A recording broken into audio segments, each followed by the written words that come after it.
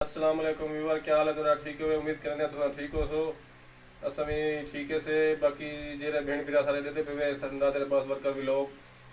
ते साडा चैनल है ते यूट्यूब ते असां जेड़ा ना अज एक भाई दा कम करना है ते हूँ आखे कि ये तुसां कर दो ते ये असां जेड़ा ना इंदा जेड़ा ना अक्सर बंदे जेड़े ने भाई जल्दी वाला कम करके ते छोड़ के वेंदे पे भाई चलो इतने वाल केड़ा आने असां इतना कने जो ना सही तरीके नाल असां पहले टाकी पढ़ाइए से नीरुए पुसा के ओले सूँ उन बाद जो ना इन बजरी पेसूँ बजरी पावन तो बाद वाल तक लिखेसूँ कि ये क्या है असां उन्हें टाकी लेने पैसे न होते क्या वजह है सारी टाकी पे लेना? टाकी दी वजह बई कोई को नहीं होती। टाकी की वजह यह होती है कि ये अक्सर जो ना जोड़ जो होंगे ना ये वाला जोड़ पैंप को पैंप टी का जोड़ होंगे वो शरोशन सही थी वेंदे जेड़ा ये इंदा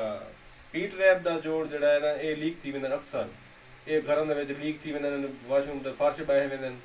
असां वीडियो बनाने हैं टॉपिक दे कि जेड़ा भाई सही मसला हो असां मसले ते गल करने ये है बहुत वड्डा मसला। पी ट्रैप जड़ा है ये जड़ा थी वेंदे ना जोड़ पैप दा ते पी ट्रैप दा जोड़ कोनी लगदा रहा सही उन्होंने ते जड़ा ना 3-4 टाकियां सही तरह वलेटो नीरू पाओ ते सही तरह टाकियां वलेट के वो दिखाओ उन बाद जो है उन्होंने बजरी पाओ सही तरीके नाल अच्छे तरीके नाल बजरी पा के ते वो काम थी ज़बरदस्त सही काम थी। बाकी ये दिखाओ अपने व्यूअरों को कि असां तैयारी की है टाकियां वलेटन सारे टाकियां शाकियां वलेट के बजरी ते पानी दिए फाइनल कर दिते। बाकी जरा ना ये तक दिखे ने असां भी ये केड़ा हिसाब है केड़ा तरीका है ये है वैसे तरीका